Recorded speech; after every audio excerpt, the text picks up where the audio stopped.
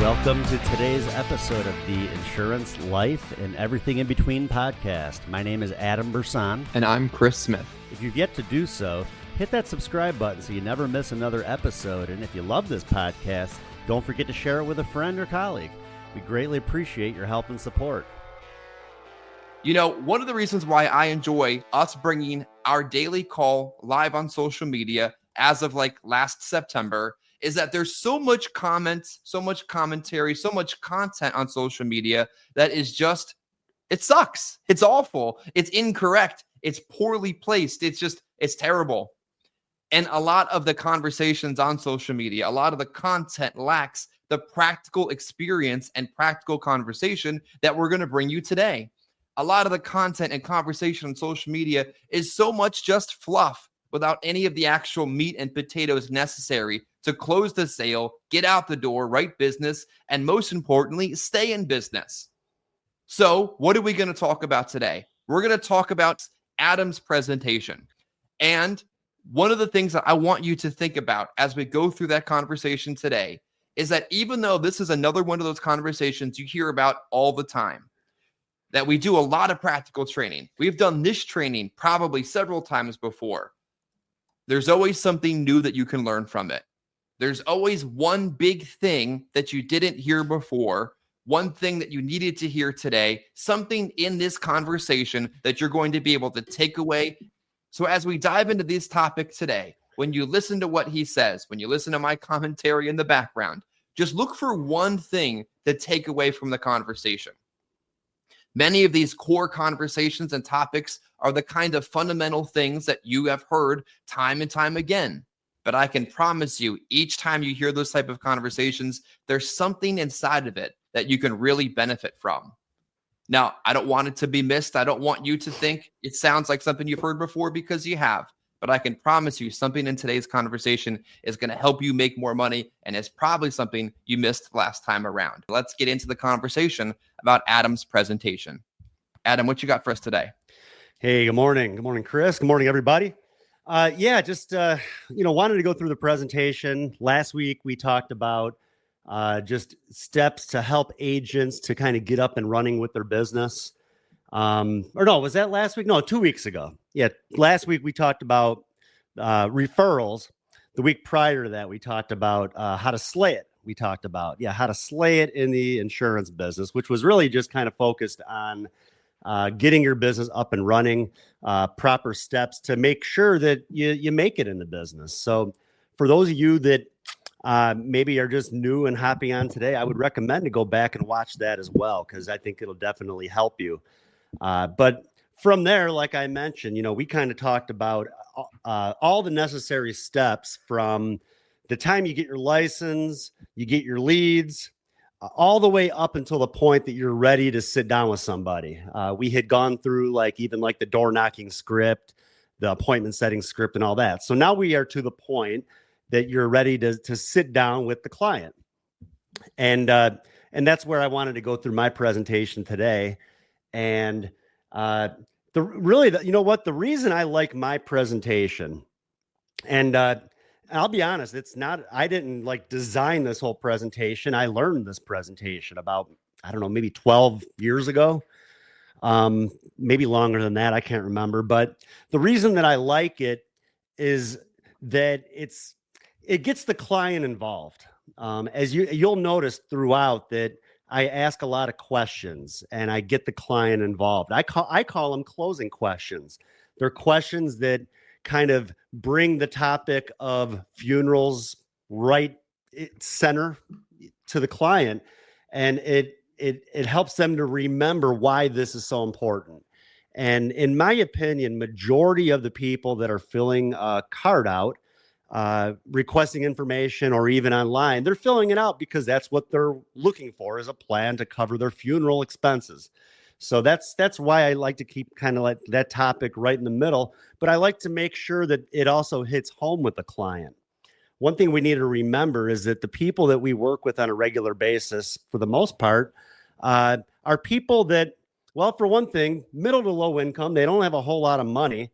They're living on Social Security, but they've also experienced, I could guarantee you that they have experienced this at least one time in their life, that somebody that they know passed away, they were not prepared, and the whole family had to worry about pitching in to pay for it. And that's just something that I kind of like to bring up in the presentation. I like to put the client back in the mindset of remembering why this is so important. So that's really what this is focused on. I've seen other presentations where they talk about, I know there's several different reasons people send this in. It could be this reason or that reason or another reason. To me, it all comes back to the fact that they want something to cover their funeral expenses. So that's really what this is focused on. And like I said, we'll go through, and I would recommend as we go through, you'll even notice like different closing questions that I have in the script. Write those questions down, make a list of those questions and memorize those questions. And you want to get the client involved. You ask them questions. Some of the presentations I've seen or heard, they put me to sleep, where it's like the agent is just doing all the talking and the client's just sitting there like, okay. When are you going to let me talk?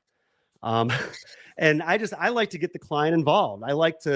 I think by getting the client involved, they realize that you actually do care and you care about what they think. And you're not just there to try to sell them something. You're there to try to help them and put them in something that will help them and help their family with something that's going to be very important to their family in the time of need.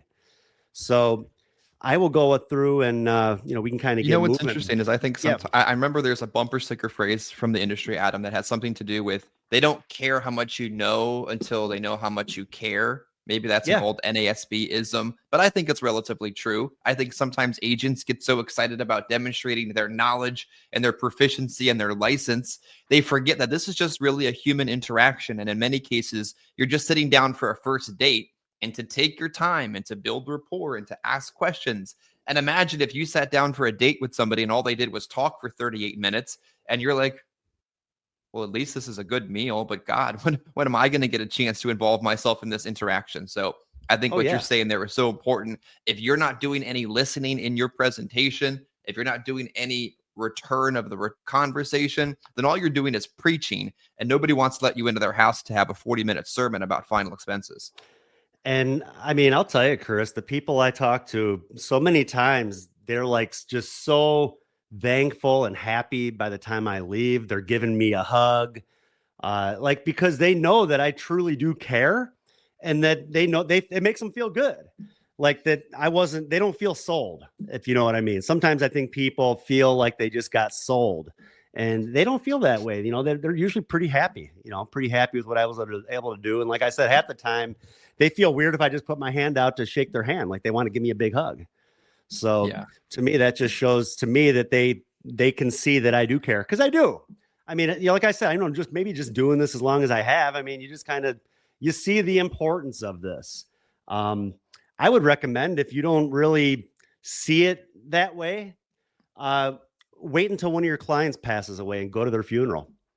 I've done it. I've been to my clients' funerals, and and it shows just by going maybe one time, you'll see the importance of what you actually did, and maybe will change your mindset as far as what you do, and just shows you that what you do really does make a huge difference. Some people might not think $10,000 or $15,000 is a lot of money, but overnight, it's going to make that family's life a heck of a lot easier. And when you can see it in action, I think you'll agree that what you do really does make a difference. So, but anyways, let's go ahead and what's up, Chris? Real quick, I got one story to share, so it gives you a chance to load up your presentation here. You guys know I had a appointment on Wednesday that I came out with over $4,000 of premium in, and people are thinking, "Well, that's crazy. How was that possible?" Well, guess what it was? It was an existing client whose ex-husband died, who was a referral. Shout out to Aaron. We talked about referrals last week. And her daughter. They were this lady and her daughter were in their apartment. And I said, I need you to come out and make sure that I filled out the claim form properly. Sure, there's no profit to be gained in that. That's the right thing to do. What I do know is that when you go back in these moments, there's all kinds of new opportunities that come up just by doing your job appropriately. So I made the drive. I looked over the form. And while I was there, because they had just experienced death, they had just experienced the result of the life insurance policy. Now they wanted more. The daughter wanted a policy on her mother. Yeah. And guess how much she wanted to pay? $200 and some a month. Sure, absolutely. Let's get that taken care of. The mother wanted another policy to leave to somebody else in the family. Sure, let's get that taken care of. They saw it, they experienced it, they lived it, and they wanted more of it. And I think sometimes just realizing that's part of what you do makes the presentation more real to people. No, yeah, it makes a lot of sense. Like I said, just, do what you can, understand that you're not just selling them life insurance. There's much more to this than that. So yeah, I'm going to go ahead and throw up the presentation here, presenting like a champ. I just thought of, I don't know. Last night, I just was thinking of a thumbnail. I just thought, and my wife was talking about the confetti at the, I don't know, what is it? I think she was talking about the AFC championship game a few weeks ago when the Chiefs won, and all this red and yellow confetti was coming down, and she's like, if the other team would have won, would it have been different color confetti? And I'm like, I don't know. I don't even know if they would have done the confetti because it was a home game. But I think that's like an NFL thing. So maybe there would have been. But anyways, I found the picture with the confetti, and I just thought it was kind of cool. That was just back when I won an award for being the top manager with a company I used to work for.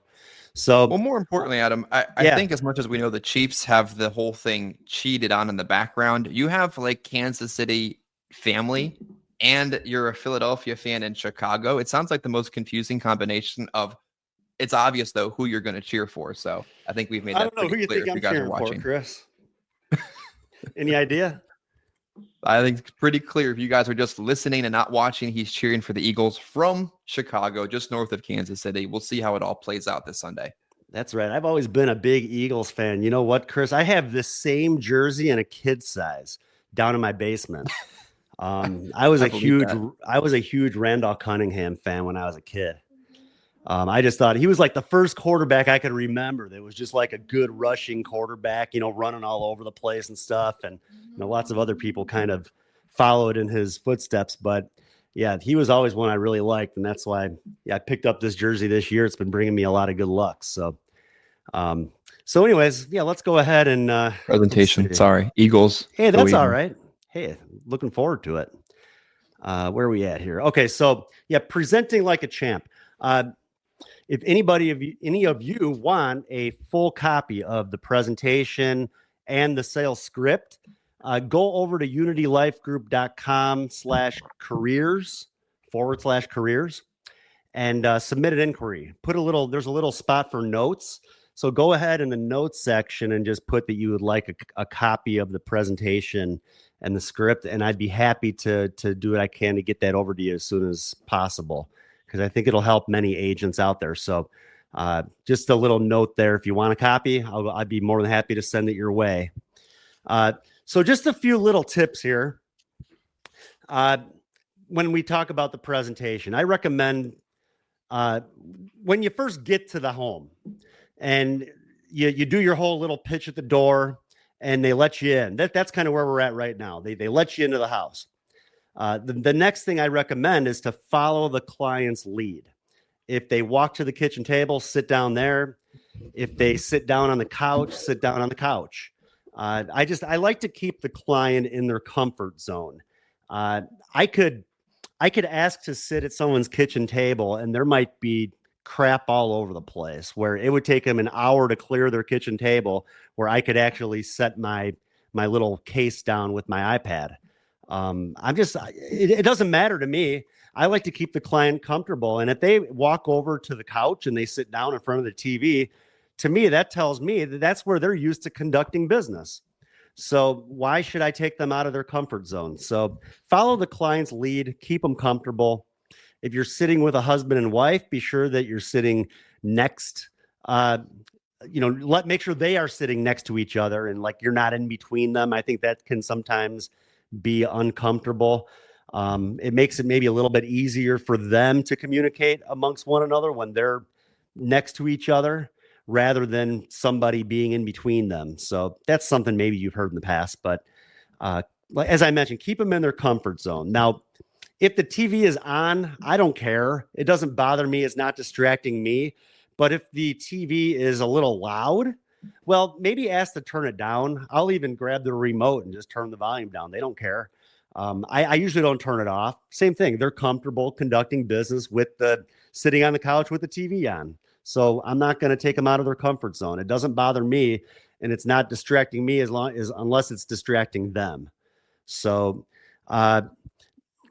don't ask to take your shoes off. I just think that's kind of corny or annoying when agents walk in and the first thing they do is ask if they should take their shoes off. To me, like, you're the one who wants to be in control. You don't want to give your client that control, and that's what you're doing. If you ask it, right away, you're kind of bowing down to them, when really you need to try to keep it the other way around. So the only time I would even consider taking my shoes off would be if there's a foot of snow on the ground and there's snow all over my shoes, or you mean you went out raining. in the snow? Yeah. Or if it's raining and my shoes got all muddy or something. But I mean, I usually leave the house looking pretty good and my shoes are usually pretty clean. So, I mean, I'm not going to ask to take my shoes off unless they're adamant about me taking my shoes off. And that might happen maybe once every 2 or 3 years. And I work a lot. I'll add one side note to that. Yeah. Not to interrupt on you there. And I don't mean this in anything, but actually culturally very sensitive way. If I get into a home and there's an entire area of shoes, this is clearly where all of the family and visitors' shoes go, I'm going to catch a hint. If I'm going to go into a home in a certain cultural backgrounds, and we'll leave specifics out of it for the sake of YouTube, and it's clear that these people do not wear shoes in their home, I'm going to respect their cultural differences and take them off in those situations. And I think I've closed a few people I'd never closed before because I took note of that. But there is a lot of validity to keeping psychological control over the sale, but being slightly aware of your surroundings when it comes to, if it looks like I'm walking through a foyer full of shoes in this cultural community, maybe I'm going to leave my shoes at their door. So, side note. Yeah, that's all. No, that makes sense too, Chris. Yeah, I mean, honestly, I don't feel like I run into that too often, but I think last year I ran into that. It was more of a cultural thing. Of course, I'm more than happy to, if that's your culture, and same thing. I want to keep you in your comfort zone. So I'm not going to be in their comfort zone if I'm no, I'm not taking my shoes off. No, they probably wouldn't let me in their home. So be aware of your surroundings. Yeah, same thing. Keep them in their comfort zone, but you also want to stay in control. There's no need to take your shoes off unless a situation like that, or like I said, if they're all muddy or certain things like that. I also recommend save the rapport for the end. After you close the sale, you're cooling down a little bit. That's when you can kind of sit around and just kind of BS a little bit and, talk about different things. I think you'll notice too, that my presentation, I build rapport by the questions that I ask throughout the presentation, in my opinion, and by getting the client involved with the topic that's important to them. So that's kind of how I feel like I build rapport. I'm building trust and value in what I'm there to talk about.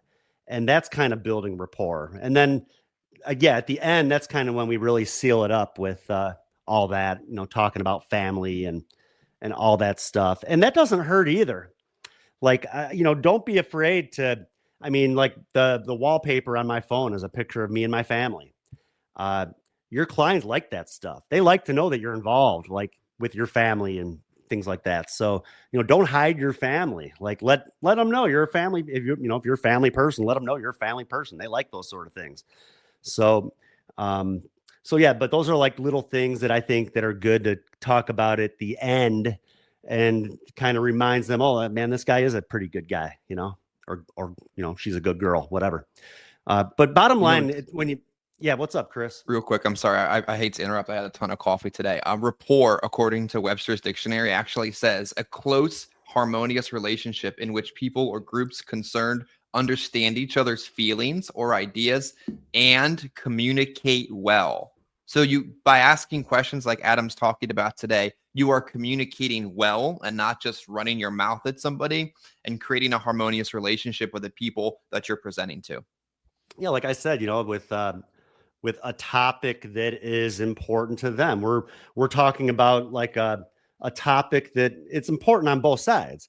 But that's why we are, we're asking questions, we're getting them involved, and that alone is helping to build that rapport, in my opinion, and I guess according to that too. So, but bottom line, when you get to the house, when you're going to sit down, you don't need to be asking about all the pictures on the wall.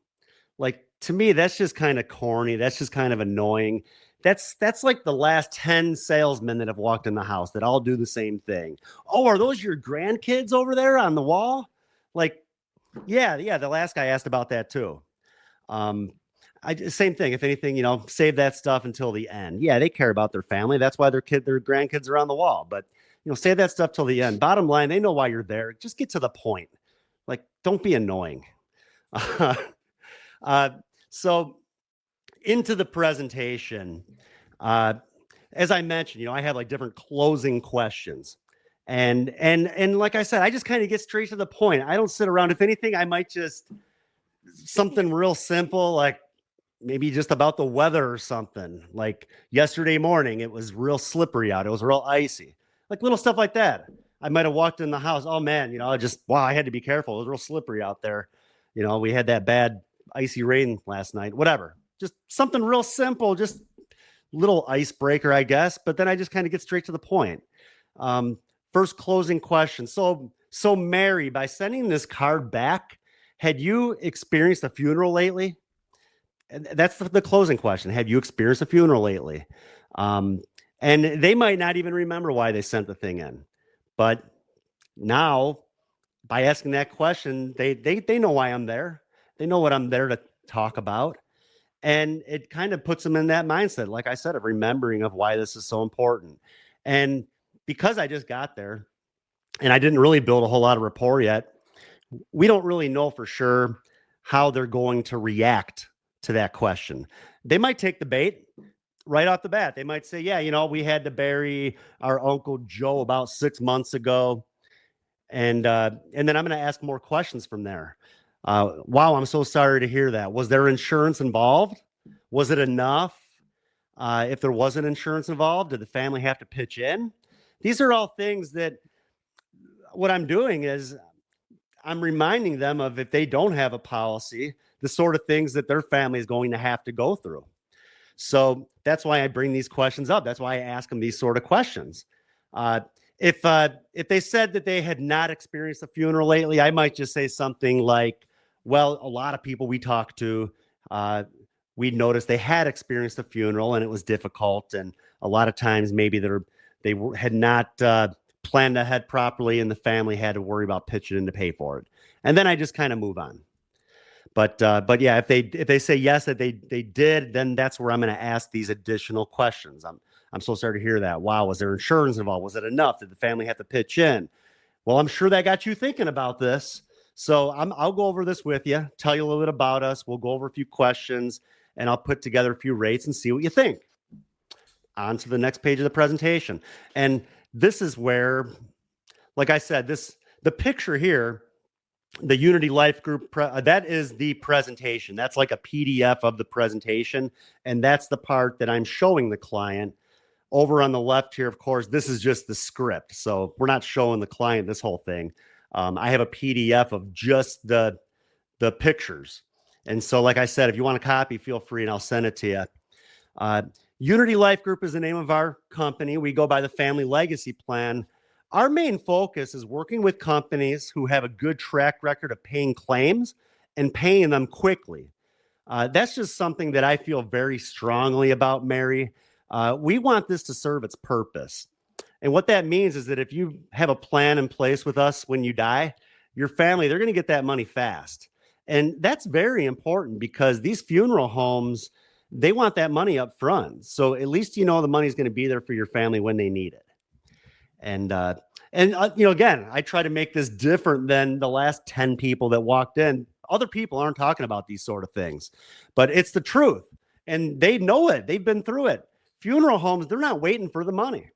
And if they have a garbage policy that takes 4 months for a claim to pay, that's not doing them any good. So I tell them, that's something I just feel very strongly about. I make sure that your family's going to get that money when they need it. And then we move on.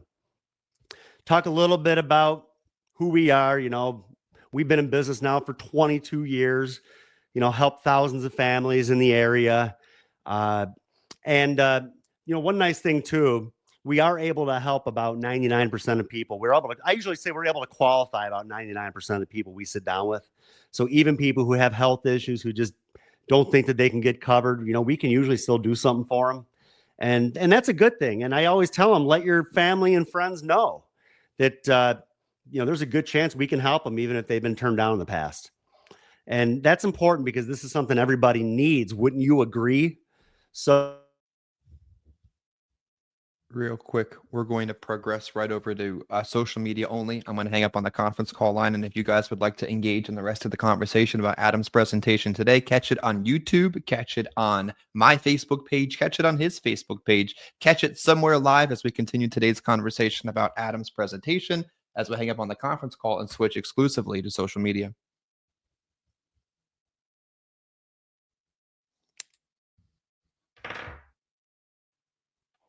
I think we might have had a slight bit of technical difficulty there, but I do see Adam now. Am I good now, Chris? Yep.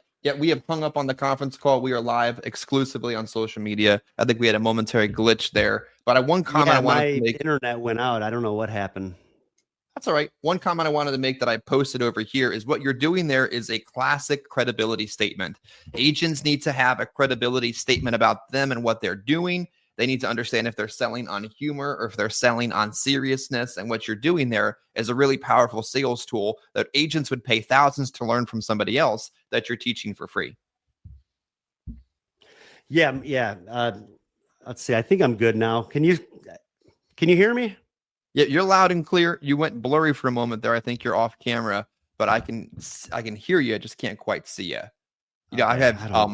I switched to the next page of his presentation here so you can see it. And one of the things that I think is also really helpful when we're talking presentations is striking the balance, in my opinion, between visual aids and real life eye-to-eye interaction. I think it's incredibly important to recognize that sometimes you got to show people stuff. Sometimes you got to tell people stuff. And most of the time, you just have to listen to the people because there is a balance between each one of those things in at least the presentations that we give in face-to-face sales.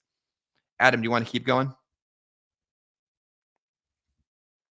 So in this part of the presentation, one of the things that I also like visually about what he's showing is there's a lot of color to it. There's a lot of engagement in it, and there's a lot of realness to it as well. What he's doing here in this part of his presentation, because I've heard it countless times before, even watched him teach it, is he's talking about how important it is to explain what Social Security actually covers and what Social Security doesn't.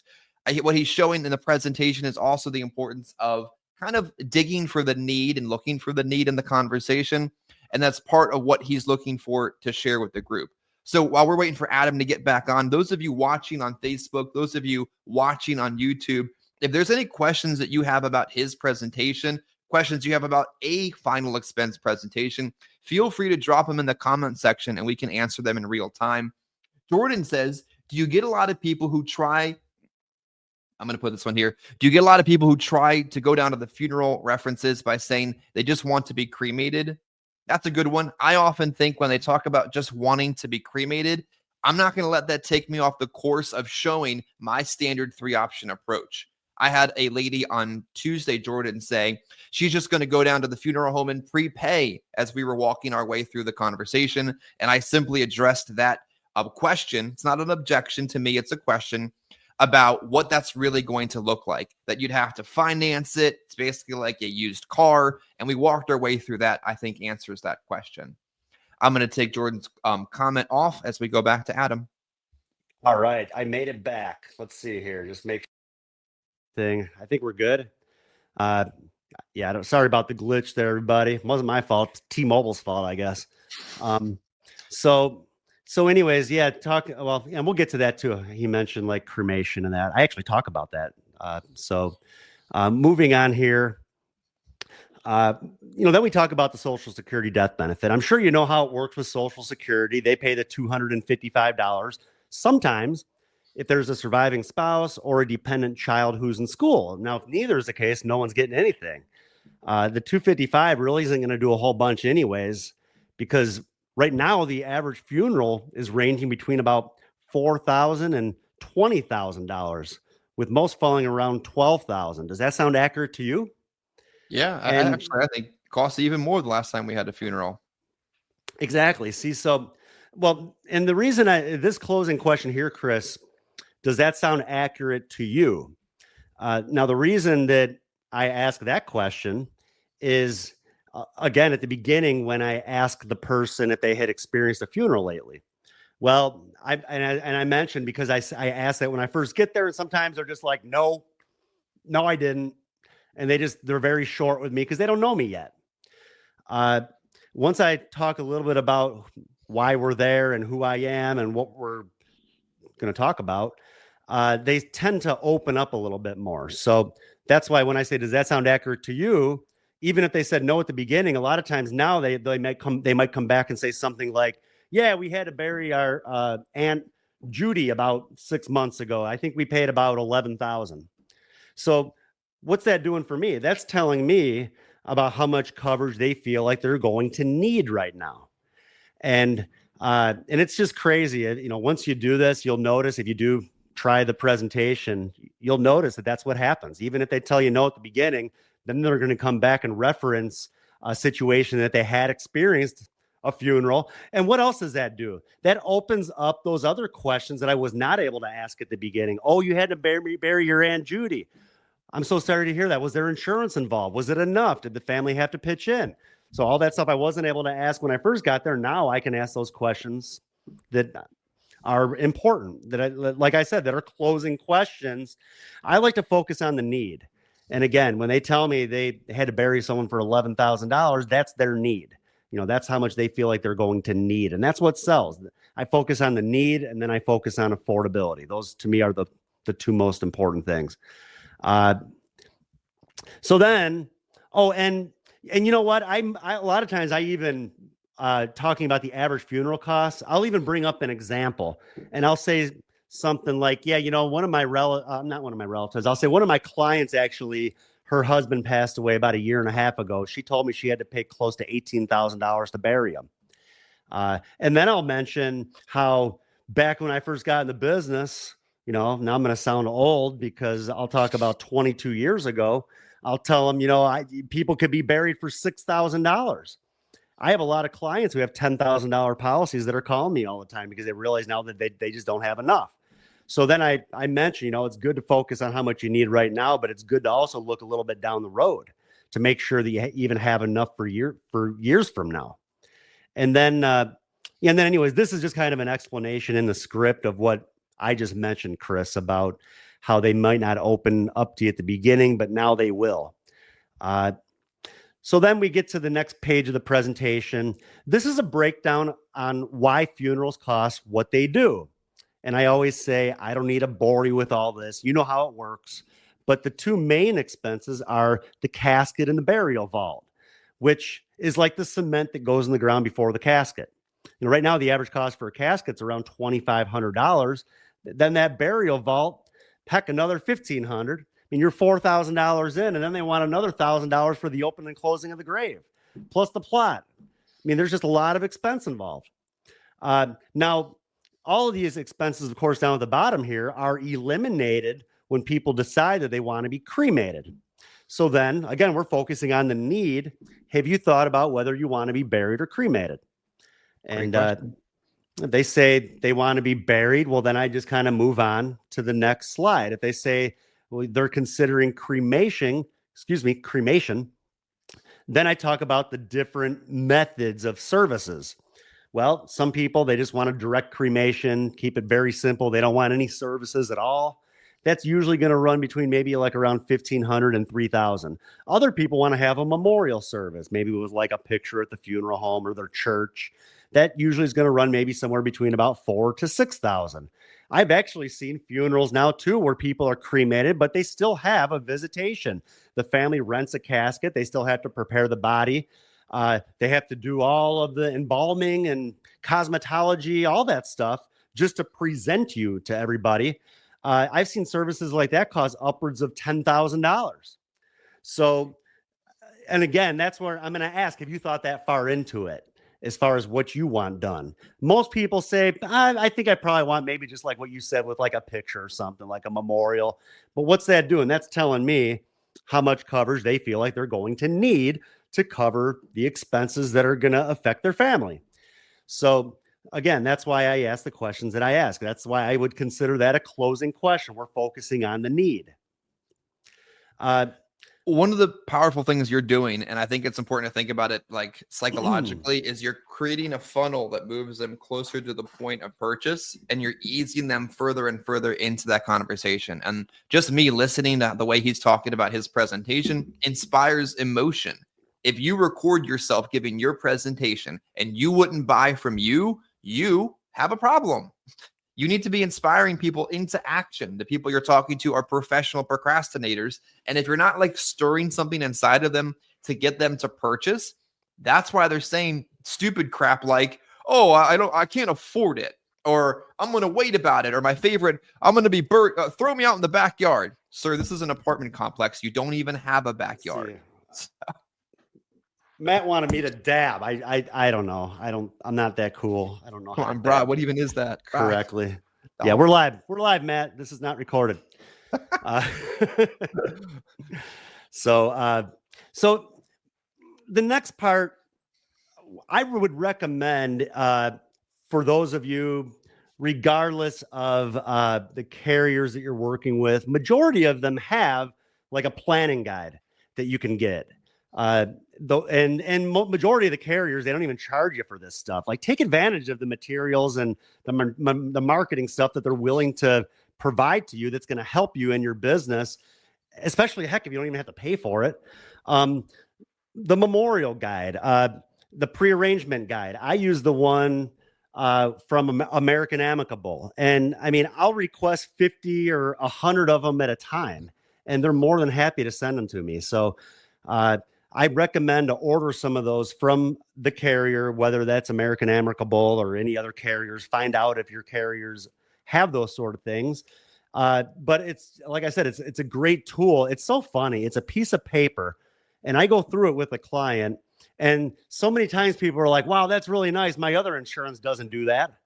Like, it's just a piece of paper, but it's adding value. And like I said, that's what I'm there to do, is to add value and to make this different than what anybody else is doing out there. So one thing that we noticed is that there's so much more to when someone dies than just the money. That and it makes it so much easier when everything is in order. The problem is that so many times people go to talk to their kids about these things and their kids avoid the topic. They don't even want to hear about it. They don't want to think about the fact that one day mom's not going to be here. If anything, they talk their loved ones out of doing anything ahead of time. And that's the last thing that you want to happen. This is like the last gift that you're going to be leaving your family. So why would you want them to turn down the gift that you know is going to help them the most in their time of need? So if anything, what you can do, you can fill this memorial guidebook out and leave it to them. And with this filled out, your family will know how you want every little thing done. And I think they'll appreciate that you took the time to do this for them. And it may even prevent an argument, because sometimes that happens too. So what I'm doing there is I bring up the fact that, or I'm getting over I'm helping them getting over an objection that they like to give me at the end by kind of crushing it right now. The whole, I got to talk to my kids about it. So when I bring this up, it kind of makes sense to them. Yeah, that's right. I'm doing this for my kids. Like, why should I let them talk me out of this? And honestly, it helps. You know, every once in a while, I still get that objection at the end, but then I'll come right back to this. Like, you know, why don't we just move forward with this? You know, you're doing this for them, and this is the last gift that you're leaving them, remember? And so, it does help. Sometimes it's an objection that maybe is difficult to overcome. Sometimes it's a smoke screen. Maybe that could be the training for next week. We haven't done that in a while, Chris, talking about different objections and that. But that's why, like I said, I like to kind of crush a lot of the objections through the presentation rather than them hitting me at the end with them. Yeah, an objection is either a buying question that you're taking personally and not realizing they're just asking a question. The industry has trained us to think that this is some type of a problem when it's really a question. If it wasn't an objection, they'd be hanging up the phone or kicking you off the property. Realistically, they're asking you a question about making a purchasing decision. Or an objection is a thing you could have resolved significantly sooner in the conversation. You could have preempted the way Adam is preempting them. You could have addressed them head on. You could have stories sold around them. But don't think that just because they've given an objection that you have to argue with them about it. I think for so long and for so often, MLMs have taught people to argue over the objection and to combat it and go back at it. And really, that's never going to get you what you want. No, it really doesn't. But like I said, I try to crush that stuff before they can even Preempt it. Throw it at me for sure. So then I go through the leave behind. The first page here goes over your personal information, where you were born, where you worked, all the stuff that's important for like an obituary. And then down at the bottom, there's a spot for like people to be notified. I always say, I hate to say it, but so many times people are forgotten about, where they find out 6 months later about a family member or friend passing. You can list those people in here and be sure to let your family know to contact them. Then those people at least have the opportunity to decide how they'd want to handle the situation. It also goes over information for your funeral service. If the church is involved, if you want a favorite scripture read, maybe like a favorite hymn sung, you can put all of that in here as well. And then the last part here goes over important documents that you may have and where they are located. I think it's a good idea to put down any insurance policies that you may have with a policy number and phone numbers. I sometimes wonder how many insurance policies go unclaimed because the family has trouble locating the policy and not knowing the company that it's with. Heck, at least by putting that information down, your family will have access to that information. I will also include my name and my phone number in it, so your family will know that they need to contact me right away when that time comes. I'll make sure we get that claim started quickly. And as soon as that claim is processed and approved, we can either overnight a check or deposit the money from your insurance right into your beneficiary's bank account. We prefer sending the money to your family because there are more expenses involved than just the expenses at the funeral home. And sometimes, unfortunately, the first thing the family thinks to do is call the funeral home. First thing the funeral home asks about is the policy. And really, the funeral home just wants to see how much money they're working with. And, we're talking about separate expenses here. If the funeral home uses up all the money, how's the cemetery going to be paid? There might be like a repast afterwards, a little luncheon.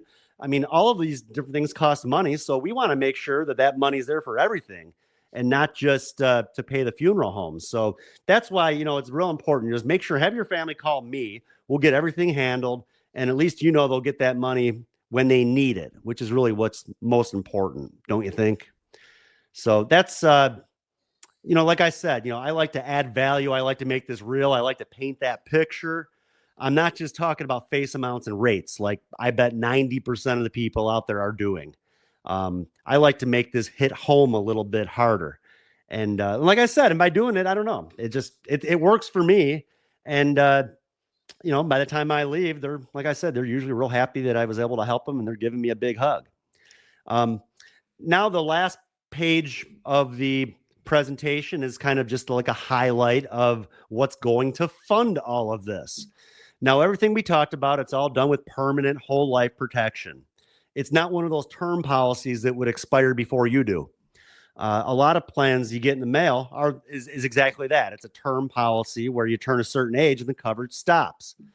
This is whole life, so you are covered forever. This is like your forever plan is usually what I say. Your benefits, they never decrease, and your premiums, they'll never increase. Also important, because there's plans out there too, where every few years the rates go up, where it could get to the point where you can no longer afford it. I think stuff like that should be illegal. I always say, and they always shake their head. Yeah, me too. That should be illegal. How could they raise my rates on me like that? All of a sudden I can't pay it anymore. So, and then let's see. And then I always say, the rates are locked in. You never have to worry about the monthly payment going up. And then we cannot cancel you due to your age changing or due to your health changing. I'll mention how there's plans out there where you turn 80 years old, you get canceled. This is something, once it starts, it'll always be there. I'll tell them the only way it'll get canceled is if you don't pay it. And we do. And then I always mention, we do try our best to cover people from the very first day. That's really our goal, is to cover you from the very first day. Majority of the stuff that you see on TV or through the mail, they make you wait 2 years before they even cover you. So, we really do try our best to get you covered from the very first day. And then there's no medical exam. We're not going to send nurses out here to make you pee in a cup or take your blood or any of those things. There are a few health questions, but that's really about it. And then that's when I get into like the whole pre-qualifying. The next question I ask, there could be 20 medications sitting on the table, and I still always just say, so would you say you're in pretty good health? That's just kind of how I always open up. Would you say you're in pretty good health? Man, I'm half dead. My leg got cut off last week. I'm on oxygen. The doctor said I'll be lucky to see the next Super Bowl. Yeah, most of the time they're willing to open up about their health. We deal with a lot of seniors, of course, and a lot of the seniors, they're open to talk about their health. They're used to like nurse practitioners coming into their home and stuff like that. They're used to talking about their health. So yeah, they're usually pretty open about that. And majority of the time, even before I even get to the health questions, I already have a good idea of which way the policy is going to go. First, I ask them, would you say you're in pretty good health? And just kind of see what they say. They might open up, yeah, pretty good health. I got high blood pressure, some cholesterol, a little diabetes, stuff like that. But again, these are just different things that are going to open up to more questions. And then I ask about their medications. And I always ask, can you grab your medications for me? Because, the last thing you want to do is quote somebody and they didn't tell you about half their medications, and then it comes back other than applied for, and then you got to resell it. Then you either got to conserve it and with a higher premium, or you're playing guessing games trying to figure out where to place that business. Yeah, whoops. I forgot I had dementia. Yeah, just, so ask for the medications. Or a lot of people I talk to, they have a list of their medications and they know where it's at. So, do you have a list of your meds? Would you mind grabbing that for me? If not, could you just go grab the bottles? They might bring you a shoebox with all their meds. Trash bag. Yes. They got a Ziploc bag with all their pills. They'll bring them to you. And then I always write them down, even though I use Toolkit, but I still write them down. And then I go through the Toolkit and just kind of go through them. I just want to make sure I didn't miss anything. And then from there, I'm going to ask all the health questions. I'm real quick with it now. I bet I have most of them an application memorized, where I'm just kind of throwing it right off the top of my head, all the health questions. But yeah, I'm going through all the health questions with the people, making sure I know the best options of what they'll qualify for. And then from there, I'm going to ask the next closing question. Do you have coverage now? And if they say yes, great. Okay, that's good. It's not a bad thing. Don't be let down if they already have coverage. That's a good thing. Great. So you're just looking to add to what you have of affordable. I'm shaking my head yes. They're shaking their head yes. But if they say no, that they don't have coverage, as it says here in red, like I said, make them feel like they're the last person in the world that doesn't have a policy. And I'm very expressive about this. And I'm going to do it just like I do it in person. Wow. No wonder you contacted us then. This is important. And I say it just like that to the client, because it is important. And if they don't realize it's important, maybe by me being expressive about it, they'll realize, man, this really is important. I really do need to do something. And I'll be quite honest, Chris, I can't stand it when I'm in a house and the person doesn't have any coverage and they still won't do anything. And I leave without a sale. Like I'm usually pretty ticked off about it, because I know they need it.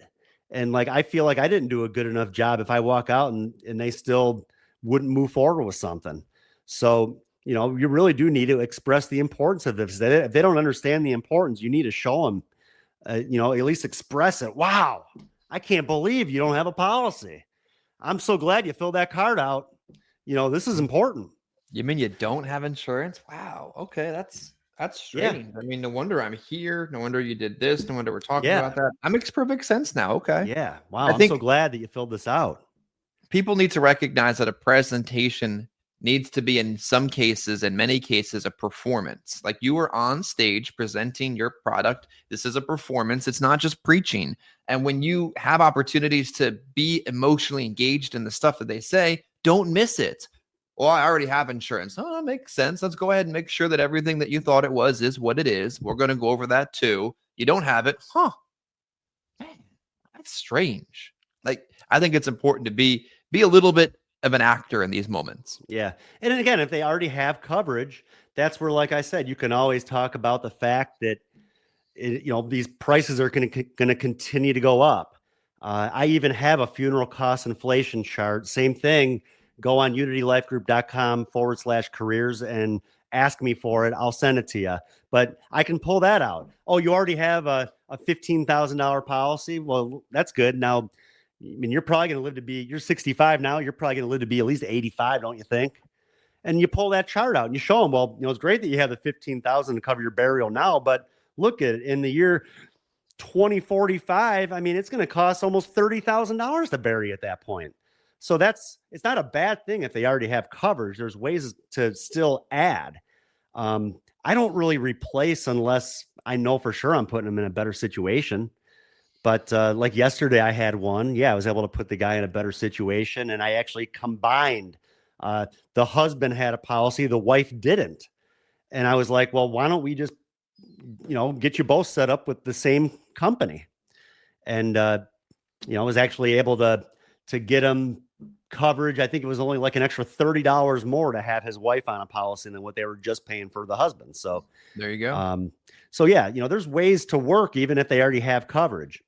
Now, and like I said, the two main things I like to focus on are the need and then affordability. And that's where we're to that point now. And as I mentioned earlier too, I like to bring up, I like to handle stuff where I don't have to worry about the objections before they arise. So I ask about affordability. Now, at this point, before I get into that part of the script, Chris, at this point, I've gone over their health. We've talked about the need. I know the person wants to be buried. I know exactly what they need this for. And now I'm on the calculator kind of figuring out rates. And then that's where I'm going to try to figure out affordability. Affordability is important, Mary. You want to make sure that you can pay this every month and not just the first month, because you want to make sure this is going to be there for your family when they need it. Have you thought about affordability monthly? Is $90 to $100 a month affordable, or is that outrageous? And see what they say. If she says, yeah, I think that would be affordable, great. If she says, oh, I don't know, I think that's just a little high. How about 80 to 90? Would that be a little bit better? How about 70 to 80? Sooner or later, they're going to kind of tell you where they can handle it. And I mean, a little something's better than nothing at all. So, and that's where I'll start. So like if they tell me 70 to 80 would be affordable, well, then I'll figure out kind of what's going to be right there. And then the other two are probably going to be a little bit higher, is kind of how I do it now. Because they might tell me that they could only handle 70 to 80, but if that gives them 10,000 at their age and they want 15,000, well, at least they can see what the difference would be. And then they may be willing to pay a little bit more than what they told me. But if they come back and say, you know what, at the end, if I didn't do this and I just put 3 quotes together and they were just like, everything sounds good, but I just can't afford it.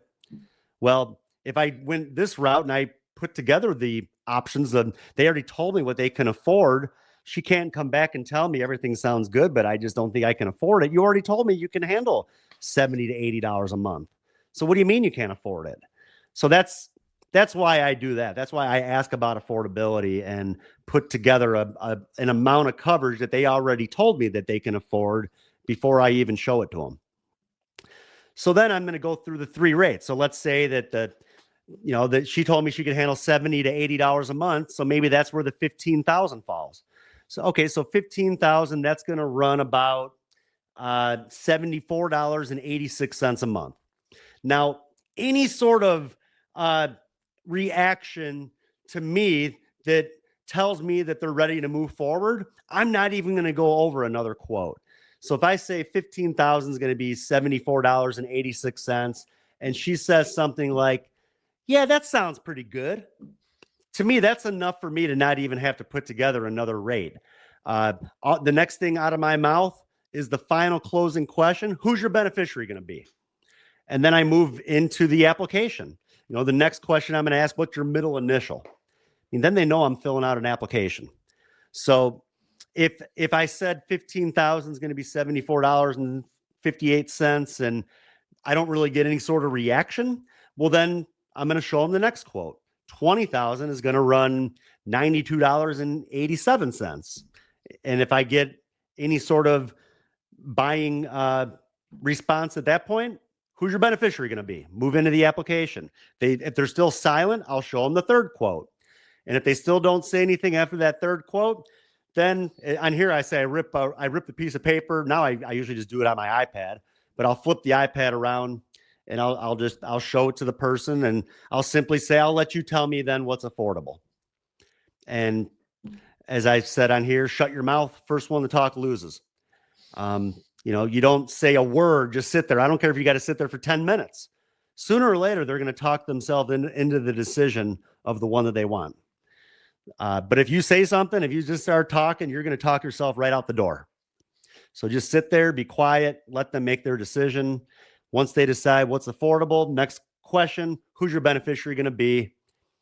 And we're into completing the application. Absolutely. Are we going to go over branding, warming down, and closing next week, are you thinking? Yeah, I know we're close here. I'm just about done. Okay, perfect. The next thing we go through the e-app, whichever carrier you're using. And then I would say at the end, that's when we, of course, want to get into the referrals. Only thing I do like to bring up is the bank info, because that's one thing I don't run into it nearly as often anymore where that's even an issue. But I mean, that was part of this script a long time ago, just because it used to be a bigger issue. Like now, I can't remember the last time someone was like, I don't want anybody getting into my account. I rarely run into that, Chris. I bet it's probably been close to a year, I bet, before the last time someone said, oh, I just don't want someone just getting into my bank account. So I just don't run into it that often. But sometimes I think agents over-explain the whole process too. What we're going to do is take the money right out of your bank account on the 3rd of the month. And you're like, whoa, I don't want that either. No, that sounds like a horrible idea. I just simply say, this is on a bank draft, Mary. What's a good date? That's it. Keep it simple. Straight and to the point. And if she says the 5th of the month would be good, well, then I usually ask, that's the only time I usually ask about like the Social Security. I do want this to coincide with their Social Security, but I usually ask them first, what's a good date? If she says the 1st, well, then I'm just going to put down the 1st. If she says the 3rd, I'm just going to put down the 3rd. I know that's because that's when they receive their Social Security. If she says the 15th would be good, well, I'm going to ask, well, do you get paid on the 2nd Wednesday? Because the 2nd Wednesday could fall on the 8th of the month. So if I set it for the 15th, I just gave her a whole week to play around with her money. So that's why I'm going to ask in a situation like that, or if they tell me like the 21st, okay, well, do you get paid on the 3rd Wednesday? They might just not understand that we can actually set it for like the 2nd, 3rd, or 4th Wednesday of the month. They're just thinking, well, that would probably make the most sense, the 21st, if it's the 3rd Wednesday. No, I can actually set it up to coincide with that specific day of the week. So that's just the only thing, I do like to bring up. Don't give your client the option of a date. Tell them it has to be set up to coincide with their Social Security, and majority of the time they'll just go with it. And then from there, just we're down into the cooling phase. Ask for referrals. You may wonder how I get paid, kind of like what Erin talked about last week. She talks about this at the beginning. I talk about it at the end. I get paid by you. I get paid a commission by you keeping this policy in force. So please be serious about your decision today. I also get paid by you giving me 5 names of people who might be interested in hearing about what we talked about today. Not necessarily people that want to buy a policy, but 5 people that will at least be interested to hear about what we talked about. And I kind of look at it as I just help them with something. Now they're willing to help me, and they're more willing to help me if they actually feel like I'm going to get something out of it. Like, oh, really? You get paid just by me giving you a few names? So a lot of times they're willing to help me because I just help them with something. And then don't forget, only other thing I do like to bring up, don't forget, if it is a modified policy, don't just walk out and not tell them about it. Like, it's your job to tell that person how the policy works. And you're doing a disservice to your client if you're not bringing it up. So, and the way I bring it up, though, is pretty laid back. And I've never had someone tell me that they don't want to move forward with their policy after going through it this way. And I don't go through it until after the fact. I mean, we got the whole application done. We're sitting there kicking back, relaxing. Mary, I'm just so happy we were able to help you. I know that you've probably had trouble getting covered because of your congestive heart failure, but I'm just glad that we can help you. We just want to make sure you live a couple years. We just want to make sure you make it 24 months. But even if something happened to you within those 24 months, your family's still getting back every penny that you put into this plus 10% interest. So that it's better than any sort of risky stock out there, or if the money was just sitting in a savings account. And the good news is, you're not going to lose a dime by funding this policy. And I'm sure you're going to make it those 24 months anyways. So I'm kind of, I don't know, lackadaisical, I guess you could say about it, or if that's the right term for it. Just pretty laid back when I'm talking about it, but I am bringing it up. And I think that's really our job, is to at least bring it up. And by doing it this way, I've yet to have someone tell me after the fact, you know what, forget it then. I don't want this. I've had people, when I walk in the door, tell me, if this is one of those plans where I can't be covered for the first 2 years, don't even, you can just leave now. I don't even want to hear about it. And then I write them a policy and they're modified, and I go through this. And I mean, I still have plenty of those policies still on the books. So just a better way to do it. So yeah, that's about all I had for today, Chris. Like I mentioned, for those of you that want a copy of the presentation, go to unitylifegroup.com/careers, fill out an inquiry. I received some emails already while we're sitting here, Chris, of people requesting that information from me. So more than happy to send that out to y'all. And if you need anything else, feel free to reach out. I hope y'all have a great weekend. And go Birds. Go Birds. See you next week. See you next week. And this concludes another episode of the Insurance, Life, and Everything in Between podcast. If you like what you heard, don't forget to subscribe, share with a friend or colleague. And if you have any comments or suggestions for future episodes, please leave those too. Any input is greatly appreciated. Thank you.